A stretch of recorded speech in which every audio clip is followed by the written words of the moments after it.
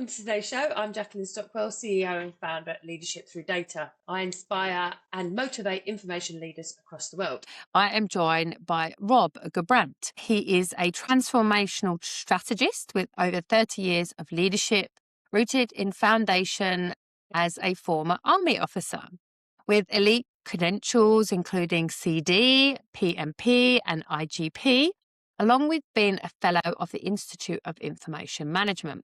Rob has led at the highest levels, most recently as the global head of IG advisory at Iron Mountain, where he's managed multi-million-dollar portfolios and global teams. He is a master of information governance and change management, and he specializes in aligning people, process, and technology across highly regulated environments. He is a proven growth engine, once increasing a client database by 270%. And recurring revenue by 137% through innovative strategies and data governance, AI, and compliance. Now, Rob is on a mission to transform information from a liability into a competitive asset. By building robust lifecycle frameworks, he helps organizations navigate the complexities of risk and AI, ensuring they aren't just compliant, but they are operating at a peak strategic level. Now, welcome to the show. It's absolutely sensational to have you.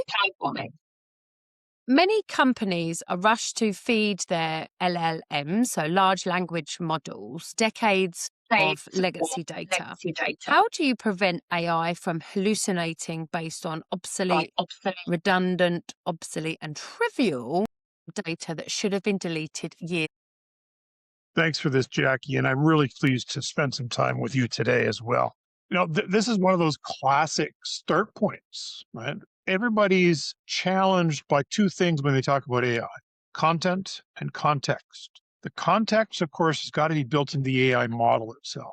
But content is all about what goes into the model. You're right. Organizations today are moving from that point of view that it's just a structured data set into they've got all this other information, all this other content that they want to be able to tap into. But as you and I know so painfully well, rot, redundant, outdated, and trivial takes up an immense volume of content. I've often heard and used the stats between 60 and 80% of content that exists today would fall into those categories of rot. Organizations struggle with that. They struggle with keeping it clean to begin with. And now with AI, they're struggling with, how do I get access to this potentially invaluable content that I want to test and use in my LLMs and in my AI models without adding to the risk? So of course, it falls back to those old practices that you and I have always talked about. Clean your content, get rid of information when it's allowed to be gotten rid of, keep the best copies. Because Lord knows, nobody needs to have 57 copies of a PowerPoint presentation. Nobody needs to have all those cat videos that we've downloaded so many dozen times off the internet. And nobody needs to have those lunch invites from 12 years ago. That's what rot is today. And it's the challenge of that, getting that cleaned up, removing that risk that will help organizations position themselves better for AI. So do you think like companies, I think they look at AI as the technology and they forget the data kind of that's in it, that feeds off it, that grows from it, that gives it all its outputs. But do you think organizations are missing a trick when it comes to leadership? Because actually it's leadership's, are they too reliant on the data that comes out? Are they not doing enough checking on that information? It's kind of a really interesting piece around redundant, obsolete, and trivial, because are organizations making decisions based on rot because it's an output of AI, which is then causing to bad business outputs, risk to reputation, and all the vulnerabilities that kind of come with that as well? I think you're right. I mean, it comes down to that perspective of governance itself. How are you governing your information estate exactly? And how are you considering AI governance? Because there's a lot of conversation going on across our ecosystem of communities about AI governance, whether it's done as a standalone activity, just focused on improving the quality of those AI models and ensuring that those AI models are compliant with the for example, EU AI Act or the US NIST AI Risk Management Framework. I also throw in there the UAE AI framework to sort of think about those different ways of doing it. But organizations really are struggling with that governance side of the house. What is the information that they want to have to put into those models? Right? They haven't yet solved for that true governance umbrella that covers both information governance, data governance, privacy governance, cybersecurity, and AI, all of that together. That's the opportunity of the next 18 to 24 months. 100%. And then there's the people aspect on top of it, because you've got the technology, you've got the governance, and then the people that are actually using that data on reports and decision making and performance based things. That actually, I think there's a big fear around AI because it's going to take our jobs. But when you look at it from a leadership perspective, there's still a place for all of what we do, plus more now, I think, because you've got that additional, is this data correct from the data that it's been pulled from? And who's got the right controls in place? Who can actually stop the AI from doing an output? That's another interesting governance challenge. And have you got an answer to that, Rob? Maybe somebody's got to be declared outside, at the outset. Somebody's got to own the risk. It's not a technology risk. It's a business risk. We always used to say, and we always continue to say, of course, that records are owned by the business. Heck, the classic definition of them is that a record is an output of a business process. Someone in the business has to own that record. Someone in the business has to own the outputs of an AI model. So that person has to be named, defined, held accountable, created with the conditions of accountability to be successful. And it's an interesting one because how do you govern all of that without stifling innovation or slowing down innovation?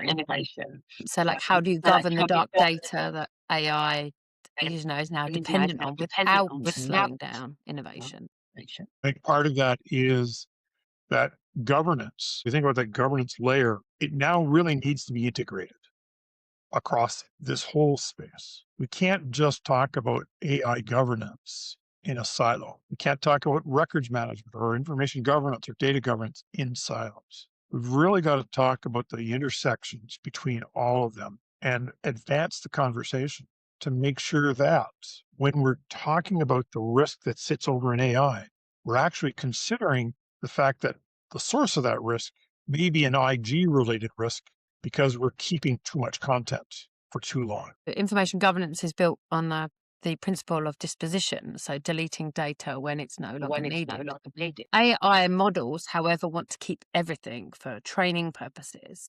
How do you resolve that conflict between the right to be forgotten and the desire for a permanent AI training memory? This is one that's haunted us for years. Organizations have, fought the urge to push that delete button or that disposition button because it's easier to not do it. I didn't create that record. I'm not going to authorize the deletion of it. I don't know what's in it, so we'll just put it back on the shelf or keep saving it and add more storage. So disposition is one of those perennial challenges. The challenge that we think about from an IG side of the house, especially with the disposition of records, there's a great reason to actually not retain those records for longer than necessary or longer than you're obliged to keep them because it eliminates a risk in doing so. That doesn't necessarily mean that you can't anonymize the content that sits in that record, or you can't completely transform it to take it away from that record and still make it usable within an LLM down the road. So there are ways through privacy screening, through anonymization of the content, through other dimensions there that we can take the content, keep it within the context, and use it downstream in AI without compromising the behavior or changing the behavior, perhaps, of disposition. Because as you know, disposition is such a spectrum. Indeed. So if an AI makes a business decision based on governed records, so how do we maintain a chain of custody for that decision? So how does IG evolve to provide an audit trail for an algorithm? That becomes an interesting challenge, right? because, if you think about it even further, say, well, what part of AI or the AI interaction should be a record? Is it the prompt? Is it the model? Is it the output? Go back to that classic definition of a record being an output of a business process. It should be the resulting content and material that's produced from the AI itself, which is the record. But that audit trail really becomes the key piece. And how do you sort of ensure that authenticity and integrity of the data source? In some cases, we have to be able to acknowledge that, if we transform that, if we anonymize that content, we're still going to keep the context of that content. So we can have traceability back to it. But do we need it to be specific to that one exact record? Probably not, because most of the material value that people are going to see in records are going to be from a larger scale pool of records that we can actually use and anonymize the outputs on. So again, it's not necessarily that we're keeping the discrete single record for longer than its retention period and retention obligations. We're keeping the information that's associated. So records, you've then got PII, so personally identifiable information. So we've seen cases where sensitive PII is leaked through AI prompts. What specific information governance controls must be in place before a company turns on an internal generative AI tool? This is the big question that sits in so many rooms today. How do I ensure that when I throw the on switch, that the content that's going to be consumed is the right content? So part of it goes back into that design exercise around the AI itself. Part of it goes into the education and informing of the employees themselves. Shadow AI, we all see it. Everybody and their brother and their sister will download some new model or other model that comes in and start using it. Every once in a while, they're going to point that at something on the shared drive and create that leakage risk that you just talked about, whether it's PII, PHI, IP even, or information that's not complete, so not 100% accurate. How do you sort of control that? A big piece of it is through awareness and education. Can't automate it completely. We've got to make sure that we've got our people aware of the risks, aware of their obligations in doing so. There's policy layer work that has to be done around that, around use of AI. It wasn't that long ago, in my sort of vintage at least, that you had an email use policy back when email was beginning. You had to have the policy around what could you do email for, and the internet use policies, all those pieces. So we're seeing ourselves in that next generation. So how do we sort of tie those pieces together, and how do we make sure that people are aware of the risk?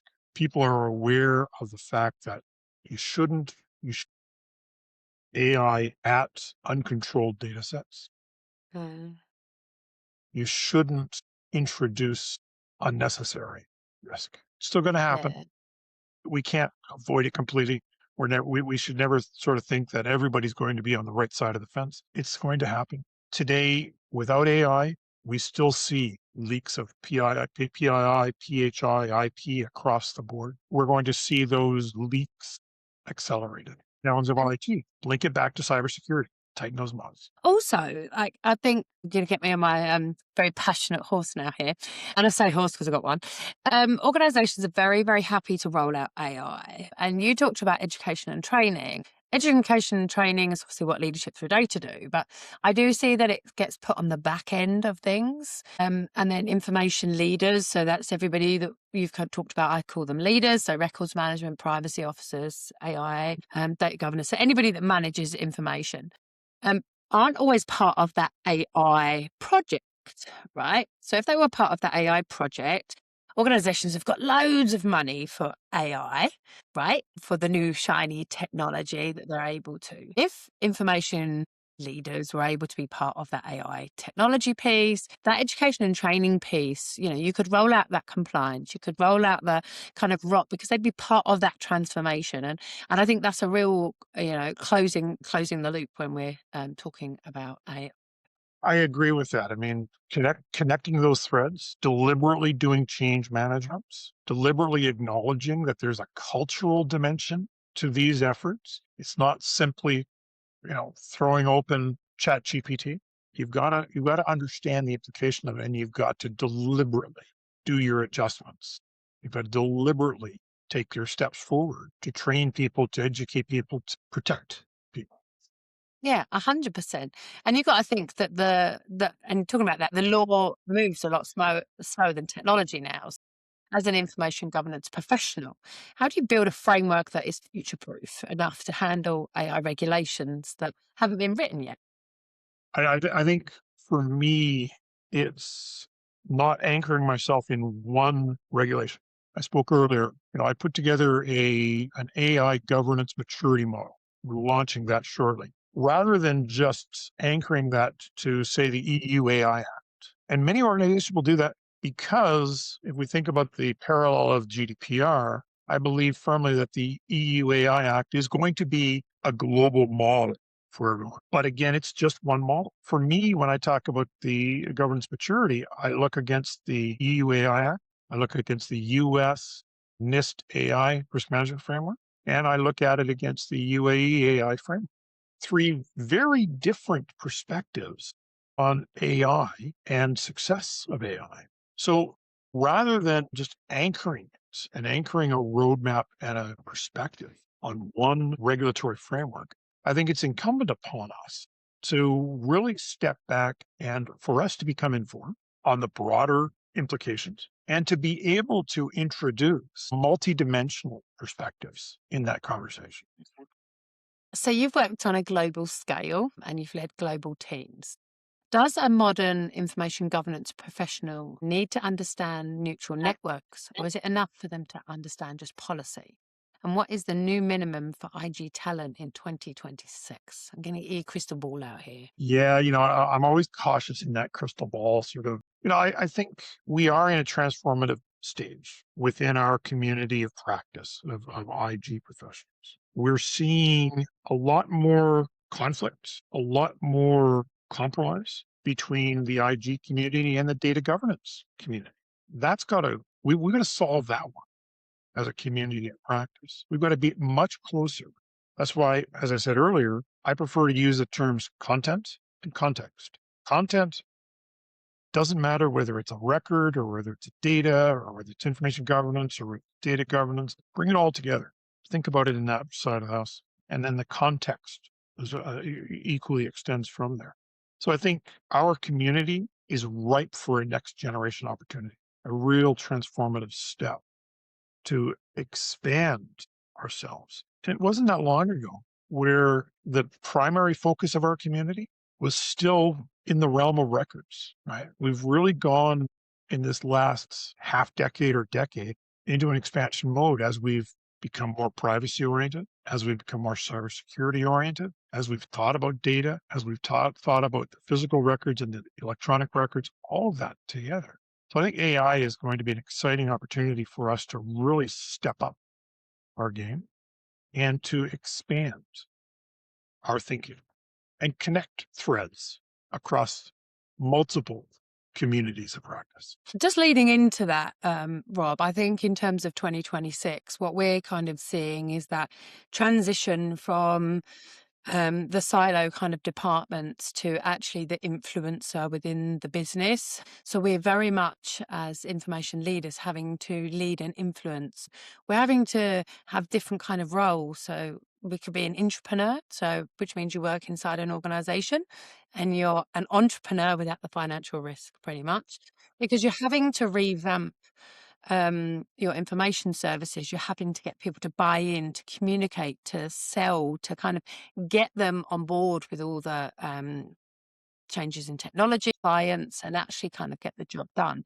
And that's kind of the one thing that I think 26 will push more and more around us is the people factor. Because AI, as we talked about right at the start, is a leadership thing. So you can use the technology if the data's bad, but it's also the leader's responsibility to validate that data. I agree. I think it's an exciting time for us. It's an exciting time for us to really transform and step up what we do across the board. Can you quantify the cost of bad data in an AI project? When you look at the results of bad data, first of all, massive hallucinations is what you end up getting.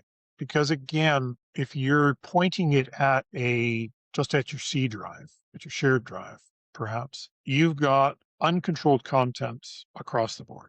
You've got partially finished PowerPoint presentations, partially finished Google Docs, partially finished, XYZ, type content. So how can you actually get the outcome that you're looking for? So we're going to see bad outcomes. We're going to see hallucinations. We're going to see failed outcomes. There's a great story that I think we've all heard about a CFO's team that had pointed their AI at their financial data set to do part of their financial planning. And, the AI came up with this marvelous projection and marvelous set of outputs. And the CFO, as I understand the story goes, went to the board and presented this output. Either during that presentation or shortly thereafter, came to realize or was told that something went wrong because the outcomes made no sense. So when we don't use the good information, when we use bad data, when we use rot content, when we just point it at the wild, wild west of content, we're going to end up with the outcomes that are not what we're looking for and are going to create huge risk, reputational risk, financial risk, operational risk, all the classical risk profiles. Tell me one key takeaway that listeners can take away from my life. I think it's the excitement of this time. We are in an interesting space, being information governance professionals and practitioners of influence. We can actually improve the quality of those outcomes. We can help standardize that content. We can help create better outcomes rather than just sitting there. So bang on the door, get yourself at the table, and talk to your colleagues that are sort of going down this journey. Avoid that silo as much as possible. 100%. And have an elevated tip that people can remember you as soon as you walk into the room. So, Rob, it's been absolutely sensational today. Continue to be bold, be brave, and be beautiful. Where can listeners reach out to you? Yeah, I guess the easiest way to do that is to go to my website, rmgim.ca. You'll find my background. You'll also find my blog that I've been building out over the last 18 to 24 months. Teaser, I'm going to take that blog and hopefully by the end of this year, convert it into a book. And so I'm inspired by you, Jackie, to do that. It'd be a good thing. So please come to my website, check out my blog. I'm available on LinkedIn. All of that content is directly linked through there as well. Thank you so much for your time, Rob. Thanks, Jackie. See you next time. Thank you for listening to the Journals of the Information Entrepreneur with me, Jacqueline Stockwell. I hope you found this episode inspiring and helpful and have some takeaway tips that can be useful to you. If you liked this episode, please like, review and share it with your friends. Your support helps us reach more information leaders to stay inspired and listen to great content. Want to test out your strengths and weaknesses and measure it against our Empower framework? Please complete the scorecard. It's a great way to improve and evaluate your skills. You can find the scorecard at the end of the description of this podcast. Stay tuned for a new podcast every Thursday, and remember to be bold, be brave, and be beautiful.